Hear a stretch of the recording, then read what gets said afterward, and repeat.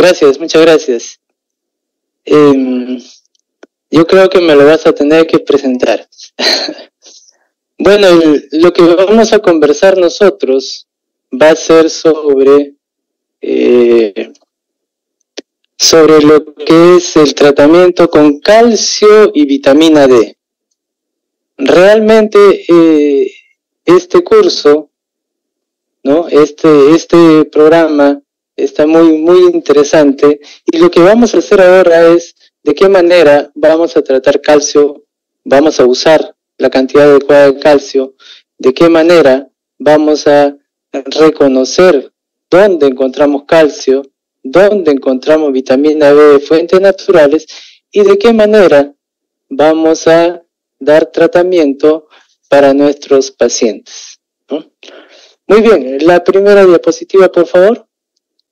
Entonces, tenemos que recordar muy bien, y esto tomo del curso que nosotros hacemos con la IOF, con la ISCD, sobre tratamiento, la parte 1 también de tratamiento, que es calcio, vitamina D y SERMs, en fracturas, en evitar fracturas en tratamientos de osteoporosis. Como ustedes ven, lo que hay muchísimas fracturas, ¿no? Como ven acá, una cantidad importante de botas de yeso que han sido seguro yesos que se han usado en pacientes con fractura. Entonces el plan es detener este evento. Siguiente, por favor. Lo que vamos a ver nosotros, en primer lugar, voy a comentarles todas las fuentes naturales de calcio, porque muchas veces nosotros conversamos con nuestros pacientes y nos dicen, sí, doctor, el calcio, yo tomo esto y con eso es suficiente, o yo tomo mi leche de almendras, o yo como mucho brócoli y esto. Pero, a ver, vamos a ver de qué manera estamos siguiendo esto. A ver, la siguiente, por favor. Porque, por ejemplo, en el calcio en la leche, aquí tenemos muchas presentaciones de calcio, y miren, para 200 mililitros de calcio, para 200 mililitros de leche de cada tipo, vamos a ver cuánto de calcio puede proporcionar. Miren, la leche descremada, 244 miligramos, y la leche de almendra, 90 miligramos, o sea, 200 mililitros de leche de almendra, que en realidad no son leches, pero bueno, vamos a tomarlo porque nos entendemos de qué estamos hablando. Esa leche de almendra nos va a dar 90 miligramos. La de soya, miren, mucho menos, todavía 26, ¿no? O la de coco, 54. Pero miren, hay algo que no sé si lo tenemos, no lo he encontrado. Leche de oveja nos da 360 miligramos, 200 mililitros de leche. Siguiente, por favor. Entonces estamos viendo que la cantidad de calcio que nos puede proporcionar algunos productos que consumimos con frecuencia. En el caso de los yogurts, ¿no? O sea, 150 mililitros de algunos de los yogurts nos van a dar esta cantidad de calcio. Miren, yogur con sabor, 197, el natural, 207. Vamos a ir viendo. Esto igual se los enviaré para que lo tengan, todos los que quieran tenerlo, para que más o menos, si hay pacientes que dicen, doctor, no tolero ni una pastillita de calcio, bueno, le tendrán que calcular más o menos cómo darle una cantidad adecuada de calcio. Siguiente, por favor. Los quesos, mira, los quesos son los que más cantidad de calcio nos pueden dar, ¿no? Por ejemplo, 20 gramos, de este caso es el queso que está a la izquierda, es el parmesano, y el gruyere a la derecha, miren, puede dar 20 gramos, 240 miligramos de calcio, ¿no? 200 gramos de queso fresco, 138. Y así podríamos ver que de los quesos, tal vez el mozzarella es el que nos da más cantidad de miligramos de calcio. ¿Seguimos? Dentro de lo que es de las carnes, ¿no? Por gramo. Por ejemplo, este es salmón, 60 gramos de salmón, que es bien carito, ¿no? 9 miligramos. Pero los pescados blancos que dice ahí, calcio, 20 miligramos. Las sardinas, Esta es una opción que uno les da a los pacientes, ¿no? Las sardinas enlatadas o la anchoveta, uno nos puede dar 60 gramos de eso, 240 miligramos de calcio, ¿no? A veces esto sí es bien práctico y que se le puede indicar a algunos pacientes. El huevo, un huevito, 27 miligramos. Sobre todo es lo que nos tenemos. Seguimos, por favor. Respecto a lo que son menestras, miren, o sea, la verdad las menestras nos dan poco. El que más nos puede dar es el equivalente a 80 gramos de frijol blanco, nos da 132 miligramos de calcio. Y así podemos ver el garbanzo y otras, pero imaginas que el frijol es más. Imagina el frijol verde, 900 gramos cocido, ¿no?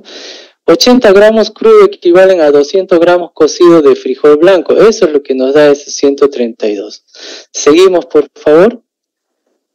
Como vemos, hasta acá las cantidades de calcio que nos dan, y una buena porción, y tendría que ser diario, no son mayores, para que uno vaya entendiendo esto del calcio, ¿no? Y en las frutas, el que más nos puede dar, miren, es el higo, 60 gramos de higo, 96 miligramos. O los berries rojos secos, 120 gramos, 72 miligramos. Entonces vemos que en las frutas y esto, por ejemplo, está un poco más bajo, ¿no? Siguiente.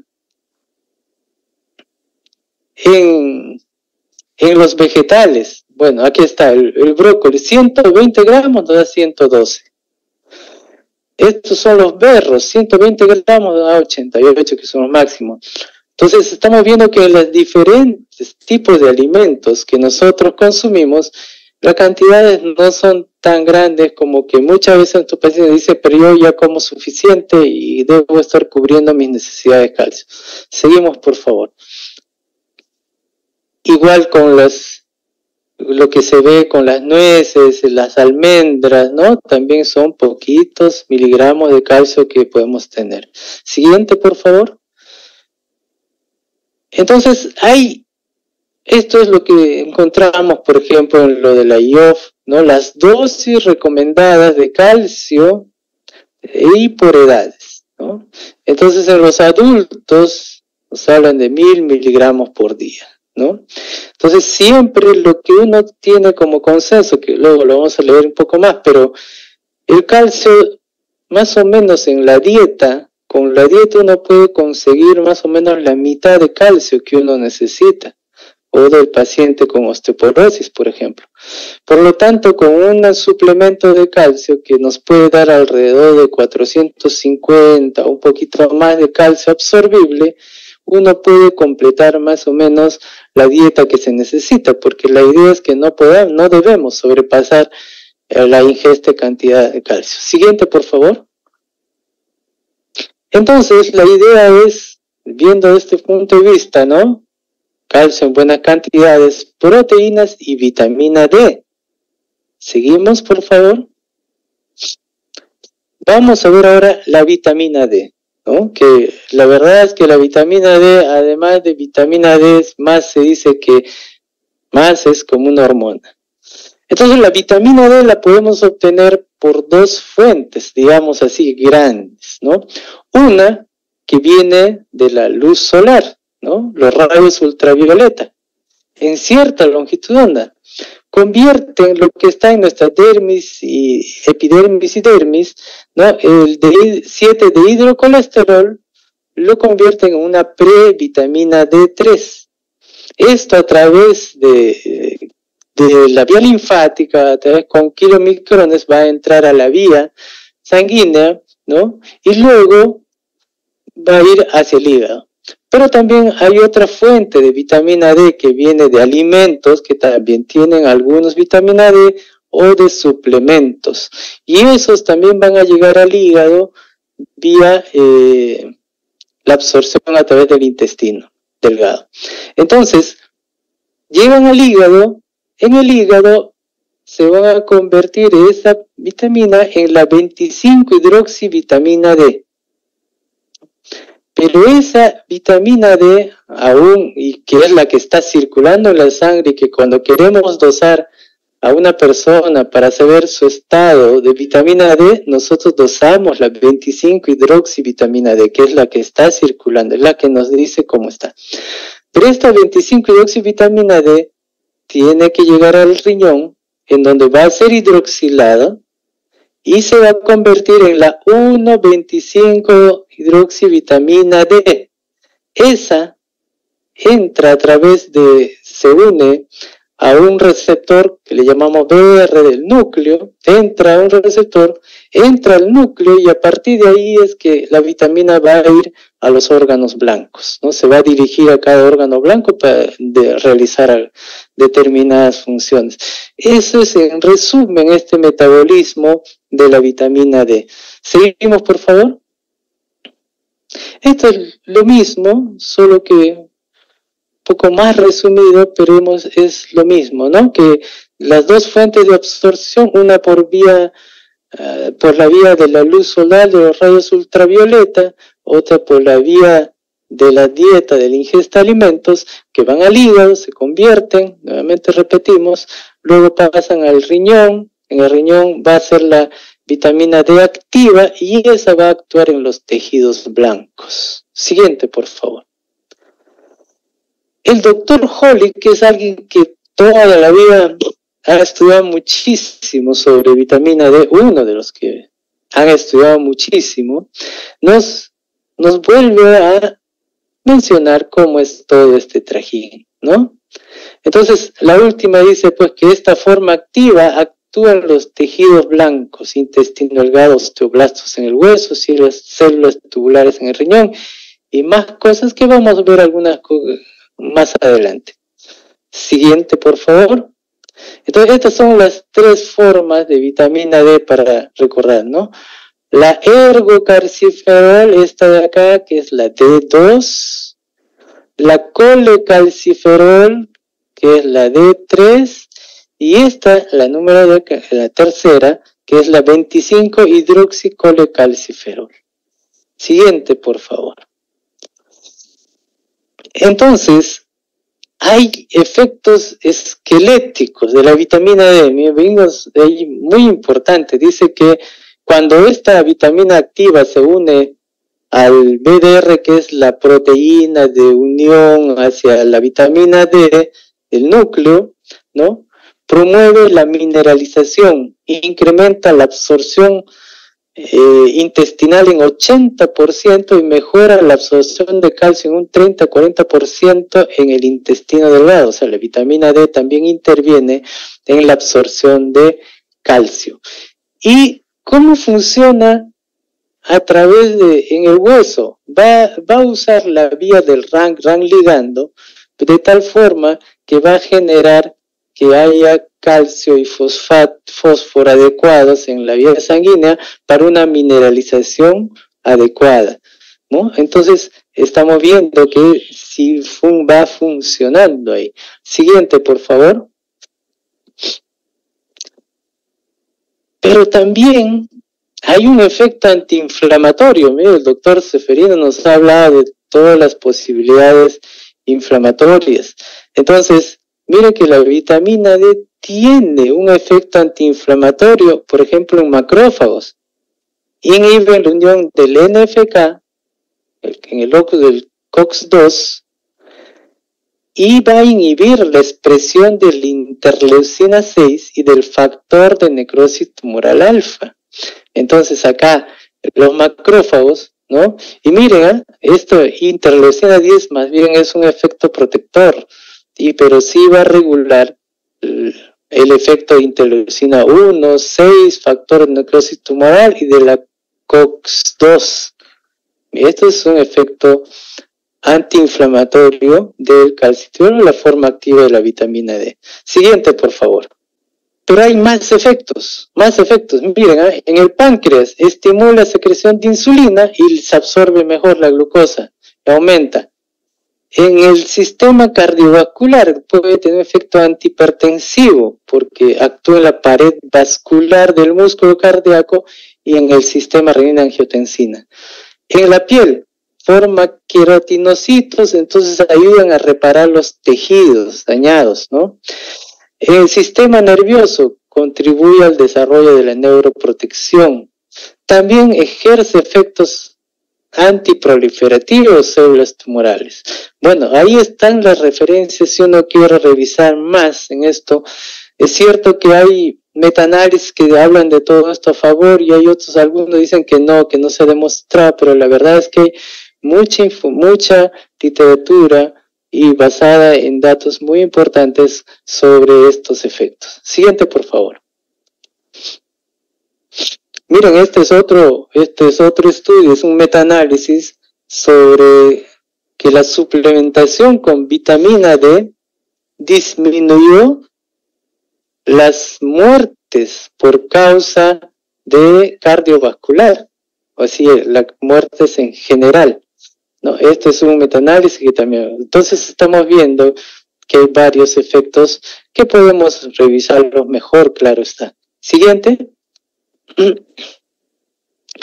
¿Y qué pasa en la deficiencia? ¿No? Esto lo he dejado tal cual está en su referencia para no equivocarme tal vez en la traducción. Pero dice, una exposición inadecuada al sol y las enfermedades crónicas continuas causan la deficiencia de vitamina D en todos los grupos de edad.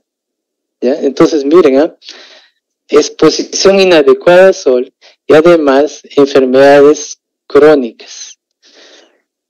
La deficiencia la definimos con menos de 20 nanogramos por mililitro y la insuficiencia entre 20 a 30 nanogramos por mililitro, que afecta cerca de un billón, o sea, 1.000 millones de personas en el mundo. Es bastante alto. Se considera una hormona más que una vitamina y se ha visto que tiene receptores en cada célula del cuerpo humano. Es por ello que cada vez uno va encontrando muchos efectos en diversas partes. Siguiente, por favor. Además de la parte metabólica del hueso, también tiene otras funciones. La modulación del crecimiento celular, la función neuromuscular e inmune y la reducción de la inflamación. Miren, varias cosas más que tenemos que seguir revisando. Siguiente, por favor. Un dato muy importante nos cuenta Holick, por ejemplo, en su capítulo de su libro sobre vitamina D, que es actualizado, ¿no? Bueno, actualizado para 2020, es bastante interesante. Es que, por ejemplo, el doctor Finsen en 1903 ganó el premio Nobel por observar que cuando les ponían a los pacientes a la luz solar, curaba la piel infectada de tuberculosis.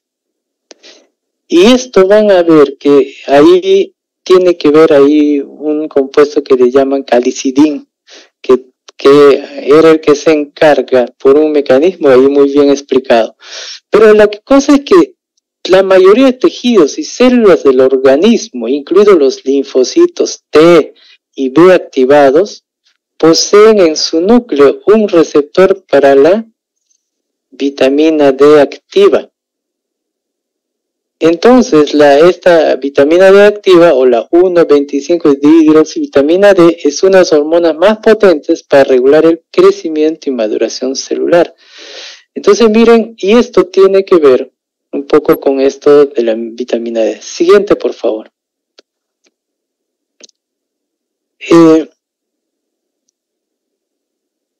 Se ha relacionado el hecho de vivir en latitudes más altas y tener un riesgo mayor de carencia de vitamina D y con la ocurrencia de cáncer de mama, próstata o colon, pero también enfermedades autoinmunes como la esclerosis, diabetes, artritis reumatoide, enfermedades infecciosas como la TB y gripe, hipertensión y cardiopatía.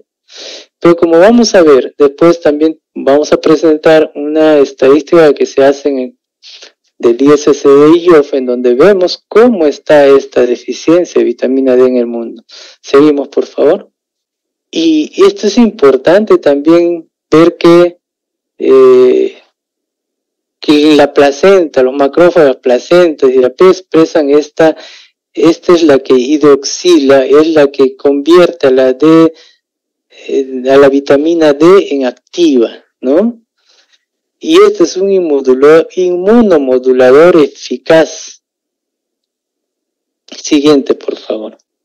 Este es un metaanálisis en donde se revisa de qué manera aquellos pacientes con artritis reumatoide que tienen niveles bajos de vitamina D mantienen sus marcadores de actividad más elevados. Y aquellos que tienen los valores de vitamina D en valores adecuados, sus marcadores de actividad de enfermedad disminuyen. Miren, esto es bastante interesante. Y también hay otros estudios, pero en donde también tiene que ver con riesgos de artritis, aunque eso sí no fue muy confirmado, pero sí en pacientes que ya tienen, por ejemplo, artritis reumatoide. Siguiente, por favor. Entonces, ¿qué es lo que yo trataría a un adulto? Ya encontrando que hay una deficiencia de un paciente o una persona, yo diría, miren, hay varias referencias acá y yo he escogido las que creo que son más prácticas de poder usar. Por ejemplo, 50.000 unidades de vitamina D3 semanal o 6.000 unidades diario por 8 semanas. Con eso podemos alcanzar niveles de más o menos 30 nanogramos o un poco más probablemente. Pero claro, luego de eso hay que tener una dosis de mantenimiento. Pero hay algunos pacientes que pudieran tener síndrome de malabsorción, obesidad, o que toman medicación que puede afectar vitamina D. Entonces las dosis pueden aumentar, miren, de 3.000 y 6.000 diarios, si es que tuvieran esas condiciones. También ustedes verán que hay otros estudios también donde vemos el calcifediol, ¿no? En donde esto es como que ya no tiene que pasar, es como que ya no tiene que pasar la vitamina D2, ya no tiene que pasar por el hígado, en todo caso, para ser convertida en aquella activa, y por lo tanto el calcifediol actuaría un poco más rápido o más directo, o en aquellos que tienen problemas, por ejemplo, hepáticos, preferiríamos darle de repente calcifediol.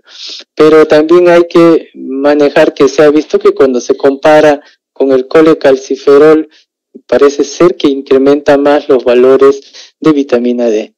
Entonces, hay una dosis que se ha encontrado, o se dice que 7.000 unidades semanales mostró mejoría importante, por ejemplo, en un estudio en particular, la resistencia y función muscular comparada con pacientes tratados en diferentes regímenes de colecalciferol. Lo que tenemos que saber entonces, el colecalciferol podemos usar en la dosis que estamos ahí, o el calcifediol, o va a depender mucho de cada paciente. Puede ser que en algún momento le dé primero uno para llevarlo al normal y después le puedo mantener con el otro. Entonces esto ya va a depender de cómo podamos manejar la experiencia. Siguiente, por favor. Un dato muy, muy importante y que tenemos que hacerlo, conocer, es que los bebés que lactan, que los bebés recién nacidos y que están lactando, prácticamente la leche materna casi no tiene vitamina D o no tiene. Entonces, la Academia Americana de Pediatría, por ejemplo, recomienda que los niños deben recibir 400 unidades por día de vitamina D, ¿ok? Entonces, esto es lo que tenemos que ir manejando, ¿no? Porque ya desde ahí, imagínense, nuestros niños, desde recién nacidos hasta la adolescencia, tienen que manejar 400 unidades por lo menos diarios. Y aquellos que son deficientes deben ser tratados con más, ¿ok? Con dosis, hablamos de dosis de carga probablemente, y luego de mantenimiento. Siguiente, por favor. Entonces, pero habría que ver si hay algunas condiciones que disminuyen la absorción de vitamina D. Entonces, los alimentos, por ejemplo, no alteran mayormente. Por eso que a veces uno le dice, tome su vitamina D con su almuerzo, ¿no? Después del almuerzo, para que si tiene alguna molestia. Pero hay algunos poliésteres que refieren acá que pueden disminuir la absorción, o el Orlistat disminuye la absorción. Y lo que se ha visto es que la edad, miren, no tendría mucho que ver en alterar la eficiencia en la absorción de la vitamina D. Este es un dato importante. Siguiente.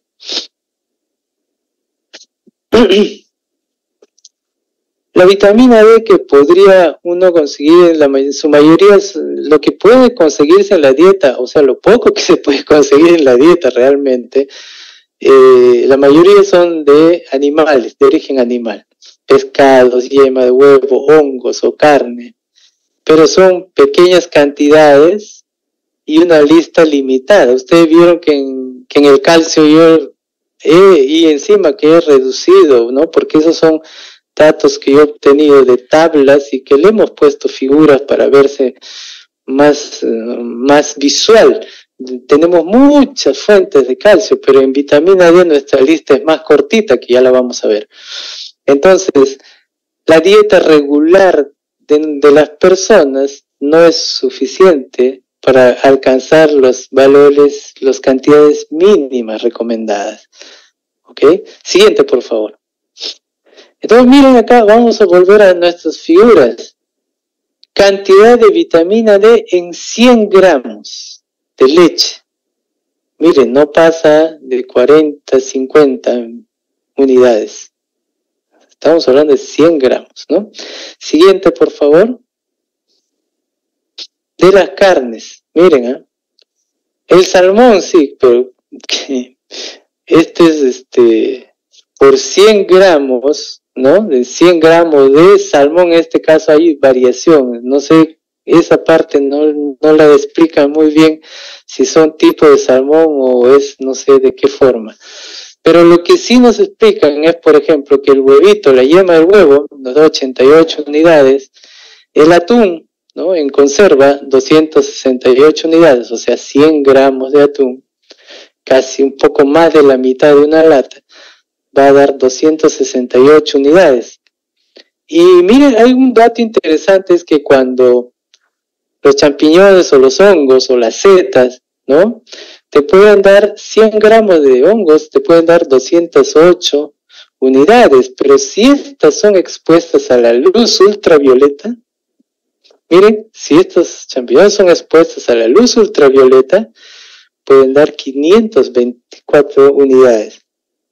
Y bueno, acá nos dicen que los pescados blancos, en la literatura dice pescados azules, pero en esta revisión hablaba que los pescados blancos es la que te pueden dar esto cada 100 gramos. Y los cereales, por supuesto, los cereales son fortificados. Uno tendría que ver qué tanta dosis de vitamina D tienen, pero eso no es natural. Y la carne de cerdo puede darte desde 8 hasta 104, me imagino que dependerá de la cantidad de grasa o no que tenga la carne. Siguiente, por favor. Entonces, miren, hemos hablado del calcio, todas las fuentes naturales que pueden dar calcio, y realmente uno puede darse cuenta también que no vamos a obtener suficiente cantidad de calcio para, por ejemplo, un paciente que tiene osteoporosis, ¿no? Entonces, ¿por qué? Porque tendría que serse de muy expertos en medir porciones y porciones para lograrlo, pero no sé de qué manera, porque las cantidades no son pocas.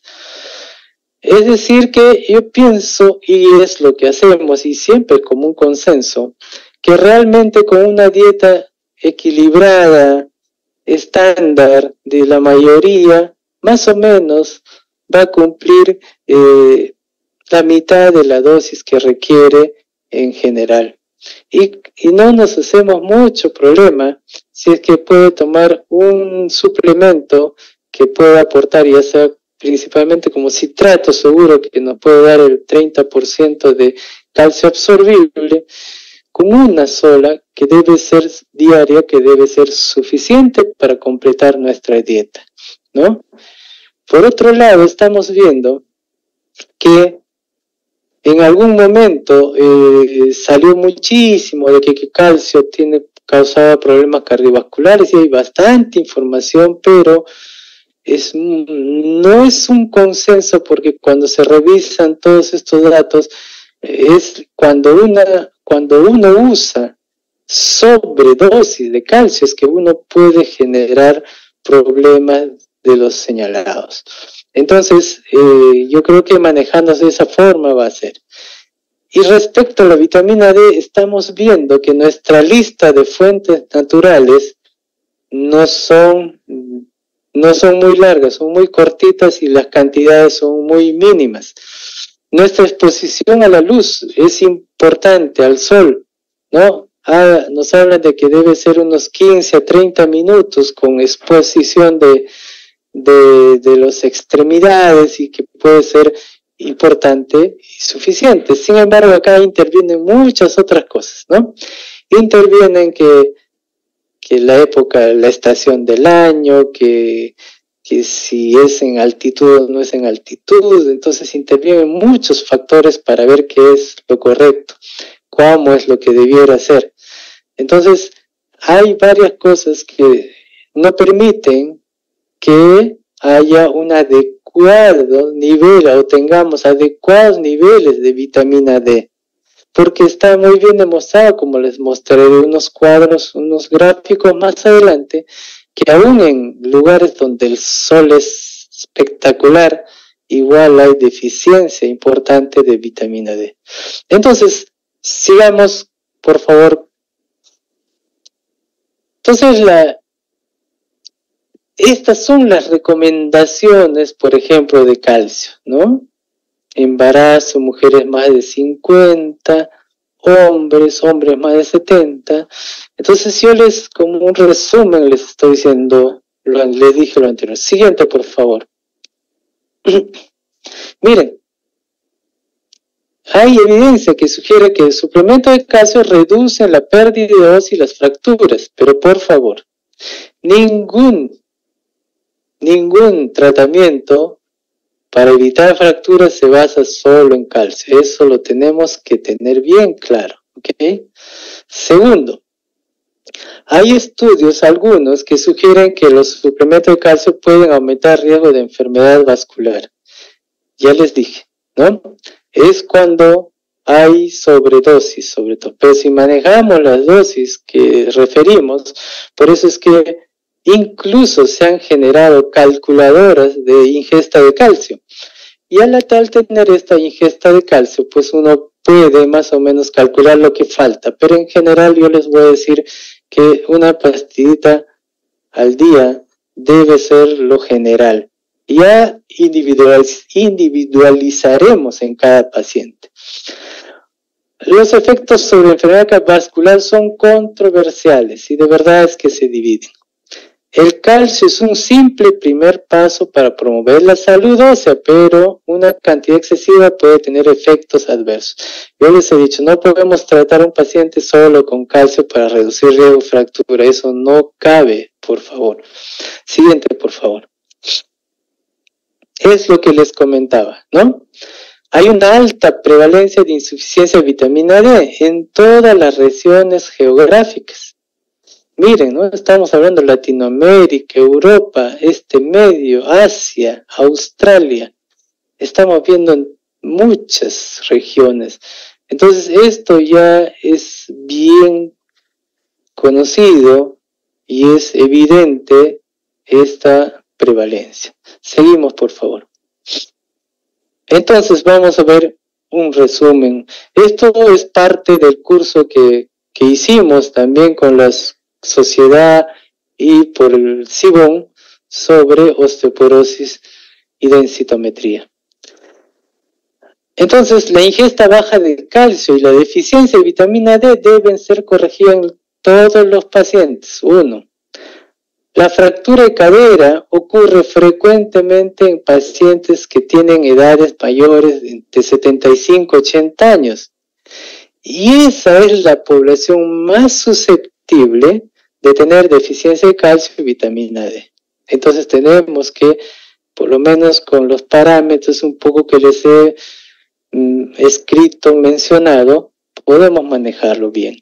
En pacientes con baja ingesta de calcio, el calcio solo induce pequeños incrementos en la densidad mineral ósea y posiblemente reduzca la incidencia de fracturas. Repito por tercera vez, no podemos tratar o intentar reducir riesgo de fracturas solo con calcio. Bajas dosis de vitamina D, por ejemplo 400 por día solas, no reducen la incidencia de fracturas en población ambulatoria.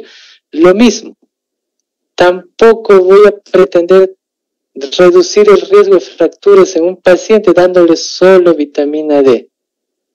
¿Ok? Ese no es el manejo.